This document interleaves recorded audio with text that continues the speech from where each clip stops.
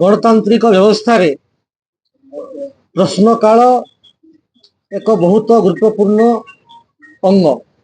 सारा ओडिशावासी चाहती जे सारा ओडिशा रे विभिन्न समस्यार प्रश्न से समय पचरा जाऊ एवं गणतंत्र व्यवस्था रे निश्चित भाव में विरोधी प्रश्न करिवार भूमिका अच्छी एवं सरकारी दल हिसाब रे आमर मध्य उत्तर रखिबार भूमिका अच्छी।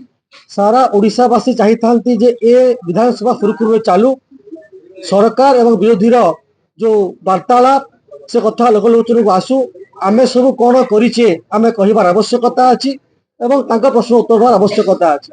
जेहेतु विरोधी कांग्रेस पाखरे एवं बीजेडी पाखरे प्रसंग नाही अप्रसंग प्रसंग से करुचंती एवं मिछटारे गणतंत्र हत्या करुचंती एवं सेमाने विधानसभा को चलेबा को दौ नाहंती।